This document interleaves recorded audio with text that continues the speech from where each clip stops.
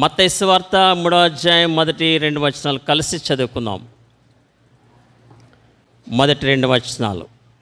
ఆ దినములయందు బాప్తిస్మిచ్చి యోహాను వచ్చి పరలోక రాజ్యం సమీపించినది, మారు మనసు పొందునని యోదయ అరణ్యములో ప్రకటించుచుండెను.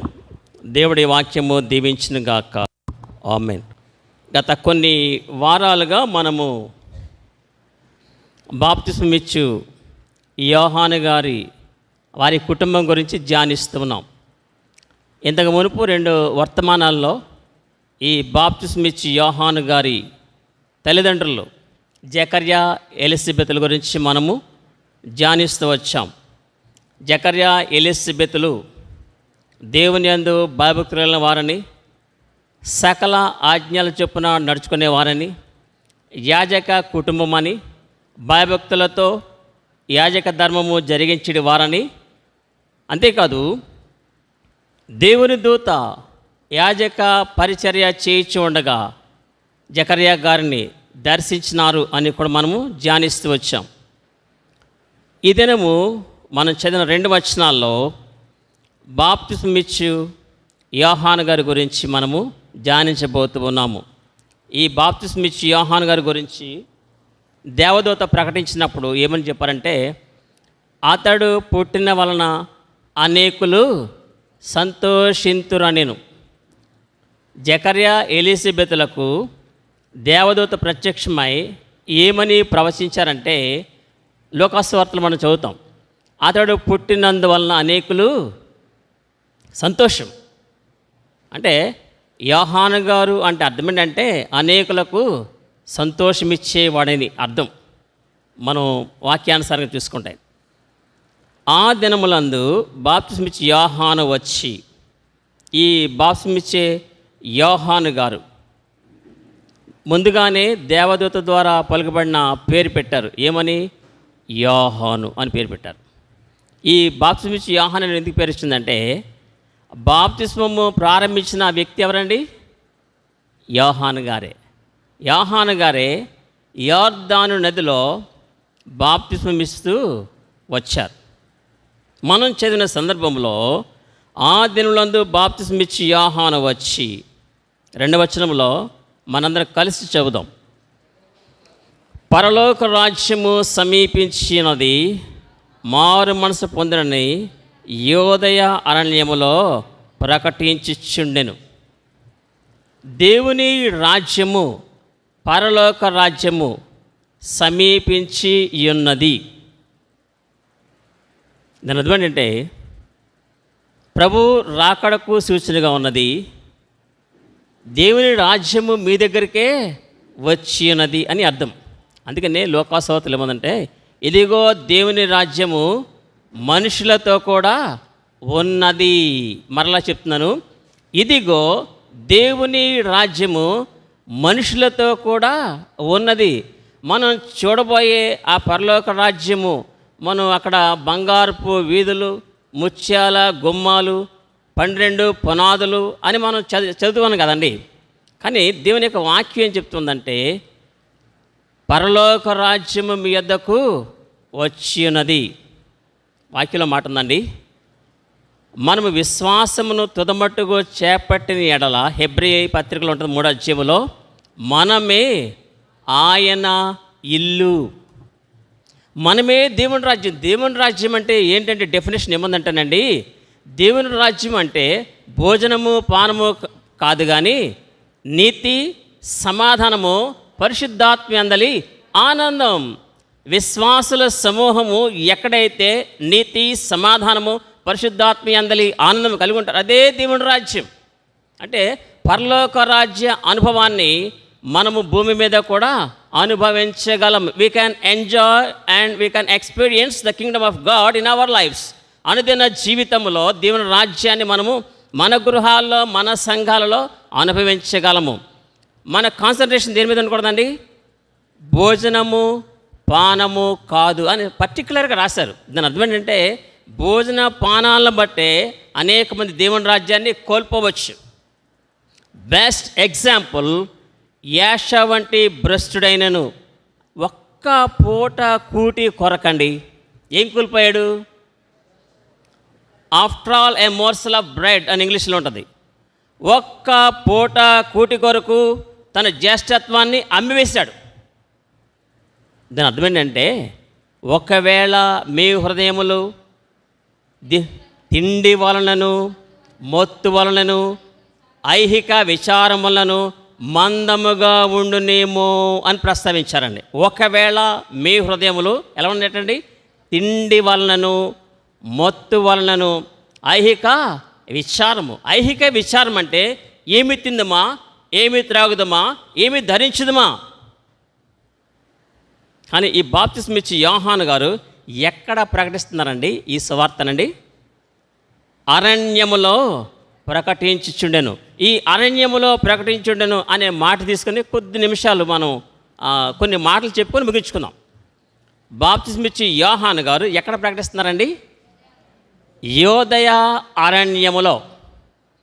లేఖన భాగాల్లో అరణ్యము అని 304 సార్లు ప్రస్తావించబడిందండి బైబిల్లో. ఎన్నిసార్లు అండి?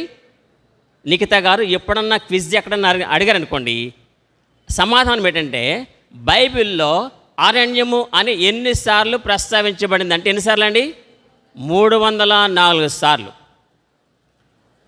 అని ప్రస్తావించబడింది అరణ్యం అని. కానీ ప్రత్యేకమైన అరణ్యాలు కొన్ని ఉన్నాయి. సీను అరణ్యం అని, తర్వాత పారాను అరణ్యం అని. మన పితరులందరూ కూడా ఎక్కడ ప్రయాణం చేస్తారండి? అరణ్యములోనే ప్రయాణం చేస్తారు. ఈ బాప్తిస్మ ఇచ్చి యోహాను గారు ఇంటి దగ్గర ఉంటున్నాడా, అరణ్యంలో ఉంటున్నాడా? అరణ్యంలోనే ఉంటున్నాడు. బాప్తిస్మ ఇచ్చి యోహాను గారికి తల్లిదండ్రులు ఉన్నారు, ఈయనకి ఇల్లు ఉంది, తల్లిదండ్రులు యాజక ధర్మంలో ఉన్నారు. అయినప్పుడు కూడా ఎక్కడ నివసిస్తున్నారండి? ఈయన అరణ్యములోనే. ఈయన అరణ్యంలో నివసిస్తున్న దానికి ఇంకో ప్రూఫ్ ఏంటంటే ఆయన ఆహారం ఎక్కడుందో చూడండి. ఏమి ఆహారం తినేవాడండి? 4వ వచనం. ఈ యోహాను ఒంటె రోమముల వస్త్రమును. ఈ యోహాను ఒంటె, చూడండి స్పష్టంగా మనం చదువుదాం. ఈ యోహాను ఒంటె రోమముల వస్త్రమును మొల చుట్టూ తోలు దట్టియు ధరించుకున్నవాడు మిడతలను అడవి తేనెయు అతనికి ఆహారము. A different way of life in the wilderness. యోదయ అరణ్యములో యోహాను గారి యొక్క జీవితం ఎలా ఉందంటే, ఎలాంటి వస్త్రాలు ధరించేవాడండి? పాలిస్టర్ కాదు, కాటన్ కాదు, రకరకాల చీరలు వచ్చేసినాయి. ఇప్పుడు మామూలుగా లేవు చీరల పేర్లు. అయ్యి బాబోయ్, జిగేల్ అంటూ ఒక్కొక్క చీర 15,000, 50,000, 60,000. మొన్న ఈ మధ్య మన ఇండియాలో మ్యారేజ్ జరిగితే పెళ్ళి కొడుకు తల్లి చీర ధరించింది. ఆ చీర ఖరీదు 200 కోట్లు. ఎంత అండి? ఎంత? 200 కోట్లు చీర. అగ్గిపెట్టెలో పెట్టే చీర. ఇందిరాగాంధీ గారికి ఒక ఆయన చీరలు నేసేవాడు, చీర నేసి ఇచ్చాడు. ఆ చీర ఎందులో పెట్టించాడు ఇందిరాగాంధీ గారికి? అగ్గిపెట్టెలో. అలాంటి చీరలు ఉన్నాయి. రికార్డ్ అవుతుందమ్మా అది? ఓకే. మనం చూస్తూ ఉంటే ఇంకా రా, యోహాను గారు ఒంటె రోమముల వస్త్రము అంటే, ఒంటె అంటే ఏంటమ్మా? ఒంటె, దాన్ని ఇంగ్లీష్లో ఏమంటారు? Camel, wool of camel. ఒంటె వెంట్రుకలతో తయారు చేసినటువంటి వస్త్రాన్ని ఈ యోహాను గారు ధరించేవారు.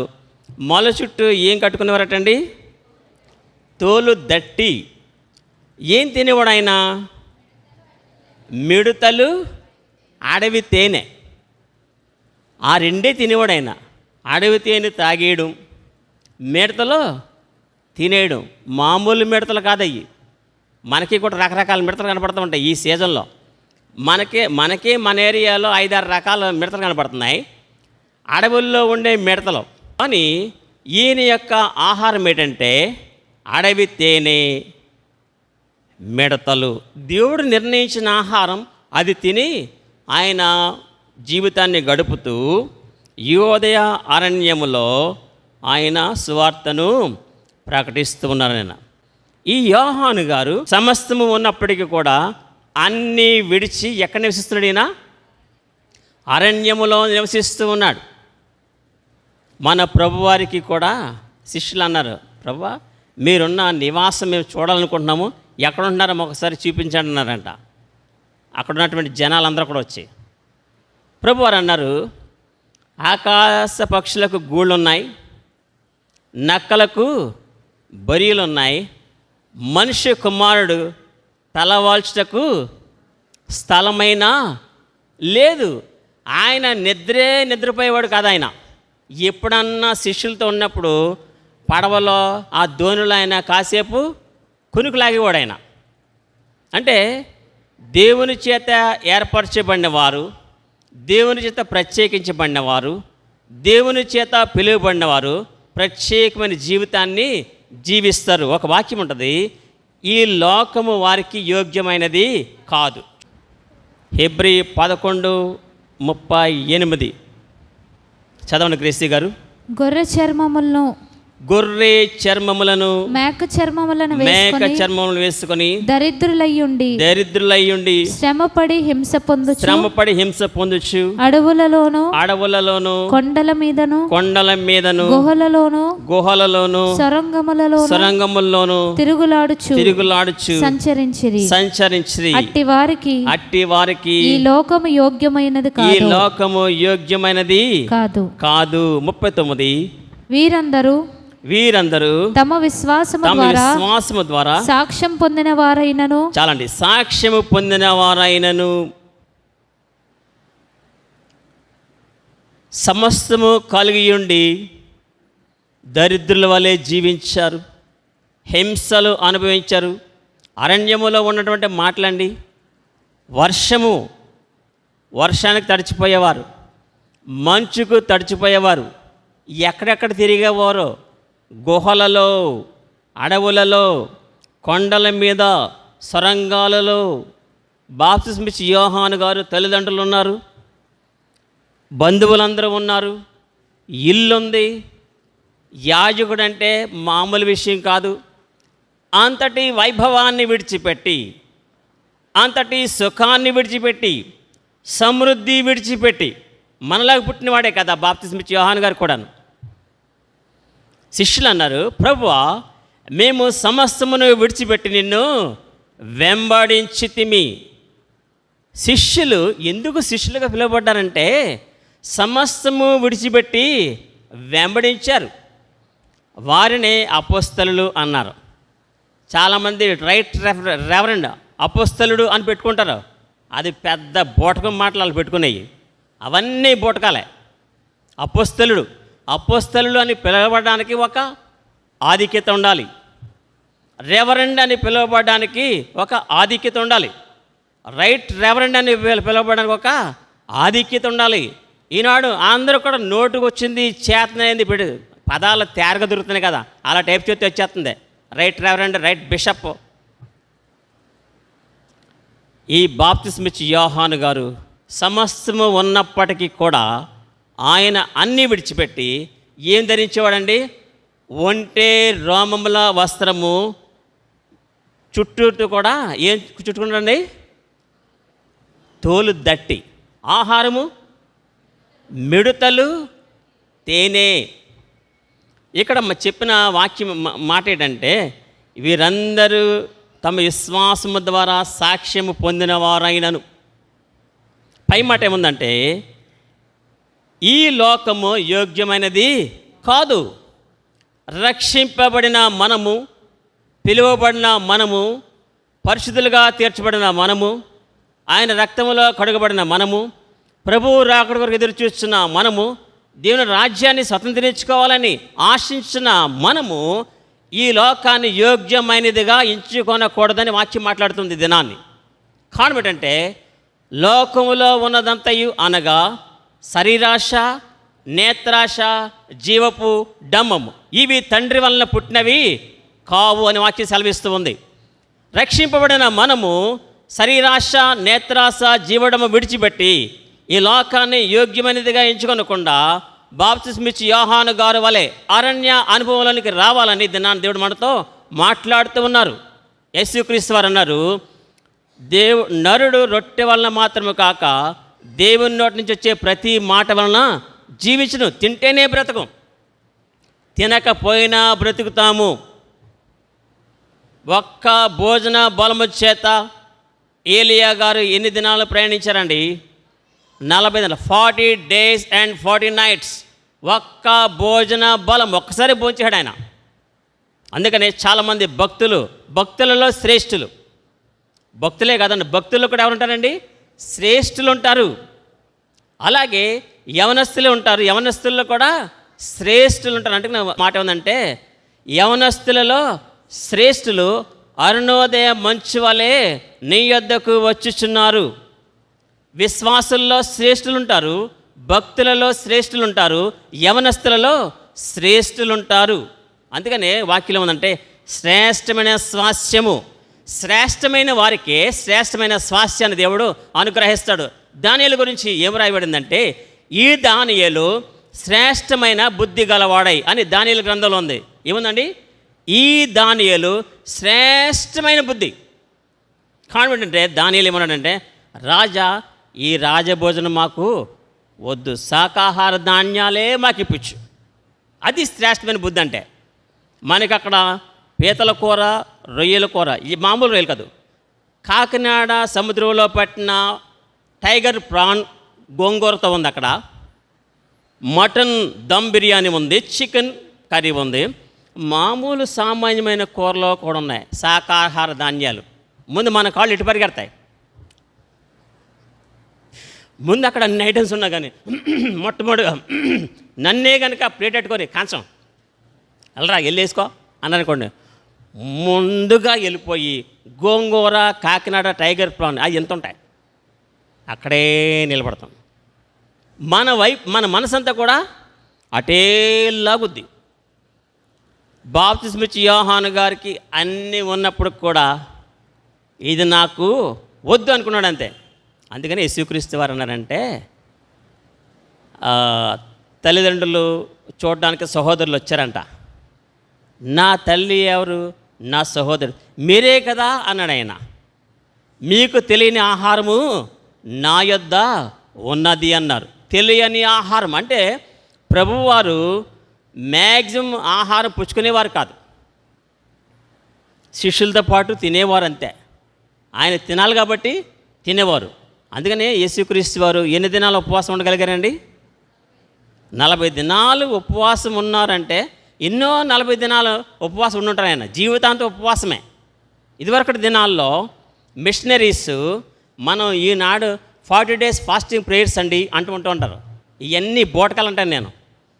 ఇది వరకటి మిషనరీస్ 40 దినాలు గత సంవత్సరాల తరబడి సరైన ఫుడ్ లేకుండా ఒట్టి గింజి తాగి బ్రతికిన వాళ్ళు ఉన్నారు. అన్నం కదండి, మనం తినేసిన అన్నం మనం తినేవాళ్ళు గింజాలకు పోసేవారు ఇదివరకటి వాళ్ళు. ఆ గింజి త్రాగి సంవత్సరాల తరబడి సువార్త ప్రకటించారు. వాళ్ళ సువార్త ఫలితమే, వాళ్ళ ఉపవాసాల ఫలితమే ఈనాడు మనకి ఈ రక్షణ దొరికింది. ఇంత గొప్ప రక్షణ, అందుకని వాక్యం ఉందంటే, ఇంత గొప్ప రక్షణ నిర్లక్ష్యం చేసినట్ల ఎలాగూ తప్పించుకుందాము. ఇంగ్లీష్లో అది చాలా పవర్ఫుల్గా ఉంటుంది. How can we escape if we neglect so great salvation. Great salvation లేదు అక్కడ, ఇంగ్లీష్లో ఉందండి సో గ్రేట్ సాల్వేషన్. ఎంతో గొప్ప రక్షణ మనం నిర్లక్ష్యం చేస్తే, ఆహారం కొరకు, పానీయం కొరకు, వస్త్రము కొరకు, ఇహలోక వైభవం కొరకు మనం గొప్ప రక్షణ నిర్లక్ష్యం చేస్తే we cannot escape hell fire. రాబో ఉగ్రత నుంచి మనము తప్పించుకొనలేము అని వాక్యం సెలవిస్తూ ఉంది. కనుక మనం 3వ అధ్యాయంలోకి వచ్చేద్దాం. మత్తయి సువార్త 3వ అధ్యాయం మొదటి 2 వచనాలు. బాప్తిస్మం ఇచ్చి యోహాను గారు సమస్తాన్ని విడిచిపెట్టాడు, శిష్యులు కూడా సమస్తాన్ని విడిచిపెట్టారు.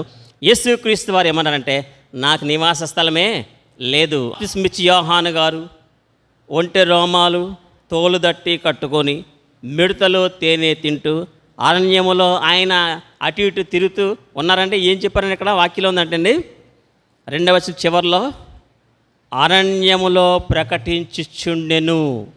వాక్యం మాట ఉందండి. సువార్త ప్రకటించే వారి పాదములు పర్వతములపై ఎంతో సుందరములై ఉన్నవి. Those who preach the word of God, those who preach the gospel. ఎవరైతే సువార్త ప్రకటిస్తారో, వాక్యాన్ని ప్రకటిస్తారో, వారి పాదాలు ఎలా ఉంటాయండి? పర్వతముల మీద ఎంతో సుందరంగా. మన పాదాలకి ఆయిల్, ఆ క్రీము ఈ క్రీము రాసుకోకలేదు. కొంతమంది కూర్చొని అదే పనిగా చేతులు గోళ్ళెంక, చేతులెంక గోళ్ళెంక, కాళ్ళు గోళ్ళు, కాళ్ళు రుద్దుకోవడాలు. అయ్యి బాబా, కొంతమంది స్పాంజితో రుద్దుకుంటారు. తెల్లగా ఉండాలి పాదాలు నున్నగా ఉండాలి, నా పాదాలు అందంగా ఉండాలి, నా చేతులు అబ్బా అలా ఉండాలి అనుకుంటూ ఉంటారు.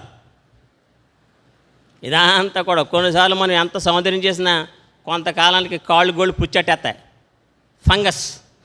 ఎంత శుభ్రం చేసినా ఎక్కువ కడిగే వాళ్ళకి ఎలా ఉంటుందండి? ఎక్కువ చేతులు కాళ్ళు కొట్టుకుంటారు కదండి. దాన్ని ఏమంటారంటే మామూలుగా పరిభాషలో పాసెట్టేసిన ఈ చేతుల. హోటల్స్లో కొన్ని హోటల్స్ చాలా ఫైన్, తింటే ఇలాంటి హోటల్లో తినాలరా అనిపిస్తుంది. టేబుల్ క్లీన్, ఏసీ, అంతా మంచి లైటింగు, మంచి మ్యూజిక్, అబ్బా ఆ పరదాలు అలాగంటే అమ్మ ఎంత హాయిగా ఉందిరా అనుకుంటాం. మంచి గమగమలాడే పెసరట్టు వాసన, దోశ వాసన, గారెలు వాసన, చట్నీలు అలా వచ్చేస్తూ ఉంటాయి. అన్నీ ఒడెత్తాడు. కడాకరికాడు గ్లాసులతో నీళ్ళెట్టుకొస్తాడు. ఆడ నీళ్ళండి ఏమట్టేసి ఉంటుంది? కడిగి తుడిసి. మన దగ్గర అరే బాబు టేబుల్ క్లీన్ చేయమంటారా? ఆడొస్తాడు, ఇక్కడ క్లీన్ చేస్తాడు మన ఎదురుకుండానే. అది ఎలా పడేస్తాడు? రే మేడం గారికి వాటర్ ఇచ్చావా? అదే చెయ్యి, క్లీన్ చేసి చెయ్యి. ఆడు సబ్బెట్టు కట్టుకుంటారు మళ్ళాగా, అదే చెయ్యి బలంగా ముంచాడు. అందులో మంచి పట్టుకొచ్చి ఎంతో నీట్గా గాజు గ్లాసు ఆ చేతులు నెలగుంటాయి. కడిగి పాసెట్టేసి ఆడి చేతులు చూస్తే ఇంకా తినంట డోకే శుభ్రాలు అలా ఉంటాయి. కనుక మన వాక్యాలకు వచ్చేద్దాం. బాప్తిస్మిచ్చి యోహాను గారి గురించి మనం ధ్యానిస్తున్నాం. మత్తయి సువార్త 1 వచనాల్లో ఆయన ఆహారం గురించి, ఆయన నివాసం గురించి, ఈ లోకాన్ని యోగ్యమైనదిగా ఎంచుకొనలేదు. మనం కూడా ఈ దినాన్ని ఏంటంటే మన యొక్క ప్రయారిటీ దేనికి ఇస్తున్నాం? సమస్తము విడిచిపెట్టాడు బాప్తిస్మిచ్చి యోహాను గారు. ప్రభువునకు ముందుగా నడిచిన వారు బాప్తిస్మిచ్చి యోహాను గారు సామాన్యుడు కాదు. యాజకుని యొక్క వంశము, యాజక కుటుంబము అన్నీ ఉన్న వనరులు అన్నీ ఉన్నప్పటికీ కూడా, కొన్నిసార్లు ఉపవాసం ఉన్నప్పుడు ఇంట్లో అన్నీ ఉన్నప్పటికీ కూడా బంధువులు వస్తారు. మటన్ దమ్ బిర్యానీ చేస్తాము, చికెన్ ఫ్రై చేస్తాం, అన్నీ చేస్తాం, ప్రాన్ కర్రీ బంధువుల కొరకు. మరి ఆ రోజు మనం శుక్రవారం ఉపవాసం ఉన్నాం కాబట్టి తింటామా? మనతో నోరు కట్టుకొని వాళ్ళు కొట్టిస్తాం. మీరు తినండి సిస్టర్ గారు, తినండి, తర్వాత తింటాను. అన్నీ ఉన్నాయి అక్కడ. ఎందుకున్నాము? బంధువుల కోసం ఉన్నాం. ఇంట్లో అన్నీ ఉన్నప్పుడు కూడా ఉపవాసం ఉన్నప్పుడు ఆ రోజు సాయంకాలం వరకు మనం ఏమి కూడా తినము, నోరు కట్టుకుని. అలాగే ఇక్కడ యోహాను గారు కూడా నోరు కట్టేసుకున్నాడు. నాకు ఆ చీరే కావాలి. మొన్న సిస్టర్ గారు ఫోన్ చేశారు రాజమండ్రి నుంచి. ఏం చేస్తామమ్మా, ఆ అమ్మాయి 20,000 ఉంటేనే కానీ డ్రెస్ కొనుక్కోదమ్మా. వేసుకోదు. 20,000 డ్రెస్ వేసుకుంటేనే అమ్మాయికి వేసుకున్నట్టు ఉంటుందంట. పోనీ వాళ్ళ సొమ్ము కూడా కాదంట. వాళ్ళు మరి బంధువులు డబ్బులు పంపుతుంటారు. పంపే బంధువులు ఉంటారు, తెంగర బంధువులు, తెంగర మేళం ఉంటారు మరి బంధువులు కూడా. అంటే మీరందరూ తెంగరోళ్ళని చెప్తున్నారు ఇక్కడ. పాయింట్ అంటే రివర్స్ పాయింట్ ఏంటంటే మీరు కూడా తెంగరోళ్ళే, ఉన్నవాళ్ళకే పెడతారు. మేము తెంగరోళ్ళమే, ఉన్నవాళ్ళకే పెడతాం, లేని వాళ్ళు మనం చూస్తామండి. ఆవిడ 20,000 ఎట్టి డ్రెస్ ఒకటి కొనుక్కుంటుందంటే అర్థం ఏంటంటే వస్తున్నాయి. కొంతమంది అన్నీ ఉన్నాయి బేదర్పులు. ఏముందమ్మా, ఏమి లేదమ్మా, అయ్యో ఏమి లేదమ్మా అంటారు. కొనే డ్రెస్సులో 20,000. లాకర్స్లో ఒక సిస్టర్ గారు చెప్పారు నాకు, 4 లాకర్స్ ఉన్నాయి బ్రదరు, పైకన్నీ బేదరుపులే. ఎన్ని లాకర్స్ ఉన్నాయన్నారండి? బ్యాంకులో గోల్డ్ దాచుకుంటాకే 4 లాకర్స్ ఉన్నాయంట. మన దగ్గరకు వచ్చి బేదరుపులు. ఏం లేదండి బాబు, హాస్పిటల్కి వెళ్దామంటే డబ్బులు లేవు. ఈ బేదరుపులే సరిపోతున్నాయి. కానీ ఇక్కడ అలాంటి బేదరికం కాదు. ఈ బాప్తిస్మిచ్చి యోహాను గారికి సమస్తము ఉన్నాయి, శిష్యులకు కూడా సమస్తము ఉన్నాయి. మన ఇంట్లో అన్ని ఆహార పదార్థాలు ఉన్నప్పుడు కూడా మనం ఎలాగ ఉపవాసం ఉంటామో, యేసుక్రీస్తు వారు, బాప్తిస్మిచ్చి యోహాను గారు సమస్తము విడిచిపెట్టేశారు. యేసుక్రీస్తు వారికి కూడా సహోదరులు ఉన్నారండి, తోబుట్టువులు ఉన్నారు, బంధువులు ఉన్నారు, అందరినీ విడిచిపెట్టేశారు. యేసుక్రీస్తు వారికి నివాస స్థలము లేదు. బాప్తిస్మ ఇచ్చే యోహాను గారికి కూడా నివసించడానికి ఒప్పుకోలేదు. అరణ్యములు, యోదయ అరణ్యములోనే మత్తయి సువార్త 3వ అధ్యాయము మొదటి 2 వచనాల్లో మనం చదివిన దాని ప్రకారం ఏంటంటే, అరణ్య అనుభవంలోనికి మనము కూడా రావాలి. ప్రభువుని ఆరాధించిన మనము, రక్షింపబడిన మనము, ప్రభువును సేవించున్న మనము, దేవుని రాజ్యాన్ని సిద్ధపడుతున్న మనము, మన ప్రయారిటీస్ తిండికి అంటే భోజనానికి, పానానికి, వస్త్రానికి ఇవ్వకూడదు. తగు మోస్త్రపు వస్త్రములతోనే కానీ అని వాక్యంలో రాశారని అప్సన్ పౌలు గారండి. ఎలాంటి వస్త్రాలు అండి? తగు మోస్త్రపు వస్త్రాన్ని ఒక రిఫరెన్స్ ఉందండి. అంటే గొడ్డేసుకున్నామా లేదా చాలు. మా మామగారు ఇద్దరు జీతగాళ్ళు అయినా సరే, ఇద్దరికి డబ్బులు వచ్చినా సరే, ప్లాట్ఫారం పక్కనే కొనుగోను ఆయన. 100కి 4 బనియన్లు ఎక్కడెత్తే అక్కడ కొనివాడు ఆయన. చిరిగిపోతాయా, పిగిలిపోతాయా అనవసరం. కొన్నామా లేదా? షాపులోకి వెళ్తే 150కి 2 బనియన్లు ఇస్తే ప్లాట్ఫారం మీద 100కి 4 బనియన్లు ఏ కొనుక్కుందాం జర్మీ అనేవారు. ఎందుకంటే నన్ను తీసుకెళ్ళారు బండి మీద. 100కి 4 బనియన్లు అంటే వాక్యం కూడా ఏం చెప్తుందంటే, మనం కొనుక్కున్నామనేది కొత్త సంవత్సరానికి మనం గుడ్డ. ఒక సంవత్సరం న్యూ ఇయర్కి ఒక టాప్ తీసుకున్నారు సిస్టర్స్. టాప్ కాస్ట్ ఎంత తెలుసా అండి? ఒక సంవత్సరం క్రితమే 75 రూపాయల టాప్. అది వేసుకుంటే 600 రూపాయల టాప్లాగా ఉంటుంది. ఎంతండి కాస్ట్? 75. ఈవేళ బాప్తిస్మ ఇచ్చే యోహాను గారి జీవితాన్ని మనం ఏం నేర్చుకుంటున్నామంటే, బాప్తిస్మ ఇచ్చే యోహాను గారు తిండికి ప్రాధాన్యత ఇవ్వలేదు, మిడతలో తేనె. వస్త్రానికి ప్రాధాన్యత ఇవ్వలేదు, ఒంటే రోమములు ధరించుకోవడం, చుట్టూతో కూడా తోలు దట్టి. ఈయన గారు ఎవరికి బాప్తిస్మ ఇచ్చారండి? యేసుక్రీస్తు వారికి. యేసుక్రీస్తు వారు వారి దగ్గరకు వచ్చినప్పటికల్లా యేసుక్రీస్తు వారిని బాప్తిస్మ యోహాను గారు అన్నారు, అరే ప్రభా, మీరు నా దగ్గరికి వస్తున్నారేంటి? నేను నీ చేతే పొందవలసి ఉంటుండగా అంటే యేసుక్రీస్తు వారు అన్నారు, నీతి యావత్తు ఈలాగున జరిగించాలి. నీతిని జరిగించే వారంగా మనం ఉండాలి. నీతిని జరిగించాలంటే మనము ఆహారము, వస్త్రము, పానీయం కొరకు చింతించకూడదు. అవన్నీ లోకస్తులు చింతిస్తారని ఒక రిఫరెన్స్ ఉంది. ఎవరు చింతిస్తారంటండి? లోకస్తులు. అందుకని వాక్యం దీనిని గురించి కూడా చింత పడకుడి. కారణం మన ప్రభువే మన గురించి ఏం చేస్తున్నాడండి? చింతించినాడు. రిఫరెన్స్ ఏమందంటే, ఆయన మిమ్మల్ని గురించి చింతించినాడు కనుక మీ చింత యావత్తు ఆయన మీద వేయండి. ఏమి తిందమా, ఏమి త్రాగుదమా, ఏమి ధరించుదమా అని మీ వస్త్రముల గురించి అయినను మీరు చింతించకండి. ఇంకొక రిఫరెన్స్ ఏముందంటే, ఎవడు చింతించి తన ఎత్తు మూరడు ఎక్కువ చేసి కొనగలడు. గొల్యాతను చూసేటప్పటికల్లా దావీదు గారు, ఆడంత పడుకున్నాడు, నేను కూడా అంత పడుకుంటే బాగుండు. పడుకుంటోళ్ళు ఇంక చూసి, అయ్యి బాబు వీడు చాలా పడుకుని, నేను కూడా ఎంత పడుకుంటే బాగుండు అనుకుంటాం. ఆళ్ళలాగా మనం పడుకోవాలంటే చింతించి ఎవడు తన ఎత్తు చింతించడం వల్ల పెరగం. వాక్యలో మాట ఉంది, నీవు ఒక వెంట్రుక తెల్లగానే చేయలేవు, నల్లగానే చేయలేవు.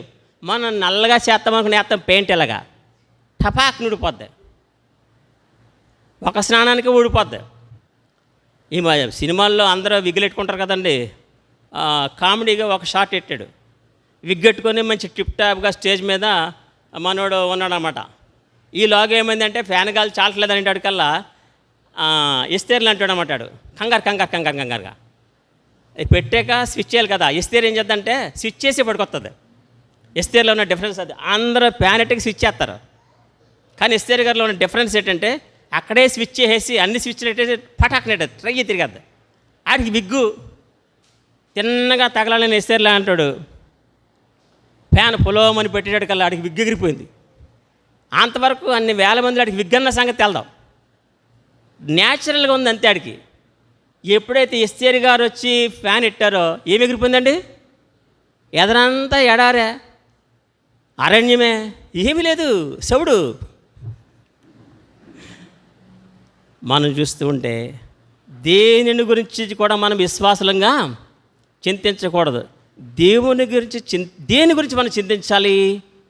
దేవుని రాజ్యం గురించి. దేవుని రాజ్యం గురించి ఒక రిఫరెన్స్ ఏముంటుందంటేనండి, యెషయా గ్రంథము 8వ అధ్యాయము 12-13 వచనాలు మనం చదువుకుందాం. 12-13 యెషయా గ్రంథము 8వ అధ్యాయం 12-13 వచనాలు. ఈ ప్రజలు బందుకొట్టు అని చెప్పుదంతయు బందుకొట్టు అనుకున్నది, వారు భయపడు దానికి భయపడకుడి, దానివల్ల దిగులు పడకుడి, సైన్యముల అధిపతి యెహోవాయే పరిశుద్ధుడు అనుకోండి. మీరు భయపడవలసిన వాడు ఆయనే, ఆయన కోసమే దిగులు పడవలను, అప్పుడు ఆయన మీకు పరిశుద్ధ స్థలముగా నుండును. చదవరండి. ఎవరి గురించి భయపడాలటండి? ఈ ప్రజలు బందుకట్టు అని చెప్పునంతయు బందుకట్టు అనుకోనుకుడి. అదేనండి మా ఇంటి పేరటోళ్ళండి. వీళ్ళందరూ మా ఊళ్ళే, మా ఇంటి పేరటోళ్ళండి. ఇది మా కాలనీ అండి. మనం వాళ్ళకి ఏమైనా చేసి రేపు వాళ్ళందరూ మనకు వస్తారండి. మనకు లేదంటే రారు కదండి. ఇలాంటి అంటూ ఉంటారు లోకస్తులు. మనం ఇలాంటి మనము పట్టించుకోకూడదు. వచ్చినా పర్లేదు, రాపోయినా పర్లేదు. మారిన జగ్గారావు గారు గజ్జరువులో ఆయన మొదటి క్రిస్టియన్ మ్యారేజ్ వాళ్ళ ఇంట్లో చేస్తూ ఉంటే, క్రైస్తవ వివాహం, అప్పట్లో జమీందారు ఆయన. చాలామంది జమీందారులు ఉండేవారు. మేమెవరం మీ ఇంటికి పెళ్ళికి రాము అన్నారు. నువ్వు క్రైస్తవ వివాహం చేస్తావా? మేము రాము అని 200 కుటుంబాలు భీష్మించి కూర్చున్నాయి. ఈ 200 కుటుంబాలని కూడా మీరు రాకపోయినా పర్వాలేదండి, మా వాళ్ళని మీరు ఆశీర్వదించండి, వస్తే మంచిదండి, మారు మాట మాట్లాడకుండా వచ్చేసినా. ఎవరైతే మేము రాము అని 200 మంది కుటుంబాలు భీష్మించి కూర్చున్నాయో ఆ పెళ్ళికి వాళ్ళందరూ కూడా వచ్చారు. వాళ్ళలో దేవుడు ఎలా ప్రేరణ పుట్టించాడంటే, కిరస్తానోళ్ళు పెళ్ళంట సోద్దార ఎలా చేస్తాడో అని వచ్చారు. ఆ గజ్జరములో ఆ దినాలలో, అంటే 40 సంవత్సరాల క్రితమే, నేను పుట్టలేదు అప్పటికి, ఇంచుమించు 2000 మంది వచ్చారటండి ఆ పెళ్ళికి. ఎంతమంది వచ్చారండి? 2000 మంది. మనల్ని కూడా భయపెడుతుంటారు బంధువులు. బంధుకొట్టంటే బంధువులు మనల్ని భయపెడుతుంటారు. ఇదో కట్టడా, అబ్బే పిల్ల మెచ్యూర్ అయితే తాటాకేసేయి, కొబ్బరికాయ పెట్టాలి, ఇంకా అందులోనే కుక్కి పెట్టాలి, అబ్బే నూనె తల మించి పోసే, నోట్లో పోసే, గోవులో పోసే అంటూ ఉంటుంటారు. ఇవన్నీ ఆచారాలు. కొన్ని మంచివే, కొన్ని మంచివే. కొబ్బరికాయ పెట్టకపోతే దయ్యం వచ్చి కూర్చుంటుందా? వాక్యం ఏం చెప్తుంటే, ఈ ప్రజలు బందుకొట్టు అనుకున్న దానికి బందుకొట్టు అనుకోకండి, వారు భయపడేదానికి భయపడి దానివల్ల దిగులు పడకండి. పిల్లకాయలు బయటకు వెళ్ళేటప్పుడేమో బొగ్గను సొక్కట్టేస్తాం, కొత్త పెళ్లి కూతుర్లు వస్తేనేమో ఎండుమిరపకాయలు ఇవన్నీ తీసి బయటకి ఇసిరేస్తూ ఉంటాం. ఇవన్నీ విశ్వాసులు ఆచరిస్తూ ఉన్నారు. ఇలాంటివి మనము చేయకూడదు. అయ్యి బాబా, మనమే దిష్టి పెడతలాగా ఉంటాం. మళ్ళీ మనకి దిష్టి ఒకటే. నేను చాలామంది అంటూ ఉంటాను, బయట విశ్వాసులు, భార్య భర్తలు, కుటుంబ విశ్వాసులు ఉన్న వాళ్ళు డైరెక్ట్గా అంటాను, నాలో ఏ సంఘమైనా ఎవరైనా నాకు భయం లేదు, ఎనీ క్యాస్ట్, ఎనీ రిలీజన్, నేను డైరెక్ట్ అంటాను. గుమ్మడికాయకి ఇంటికి పెద్ద దిష్టి ఉంటుందండి బ్రదరు. మీరు మాటికి బయటకు వెళ్తారు కాబట్టి మీకే దిష్టి ఎక్కువ తగులుతుంది కాబట్టి, సిస్టర్ గారు ఆ గుమ్మడికాయ బ్రదర్ మెడలో వేసండి చెప్తాను నేను డైరెక్ట్గా. గుమ్మడికాయ ఎక్కడేమంటాను నేను డైరెక్ట్ చెప్తాను. నేను ఇంటికి కాదు గుమ్మడికాయ కట్టుకోవాల్సిందే. మన మెడలో వేసుకుంటే మనకే దిష్టి తగలదని చెప్తూ ఉంటాను. కనుక ఇంకేం చెప్తున్నాను యెషయా గ్రంథంలో,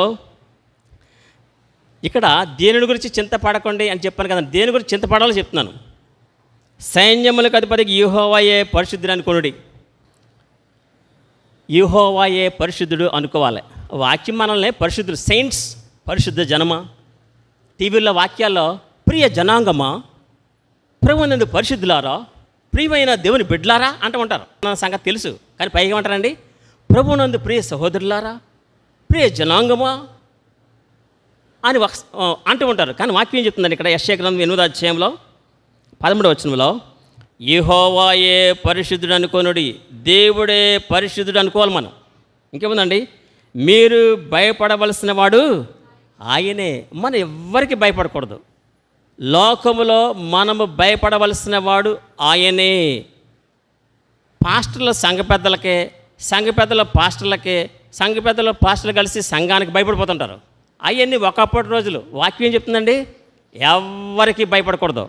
ఇంకేముందండి, ఆయన కోసమే దిగులు పడాలి. ఎవరి కోసం దిగులు పడాలి?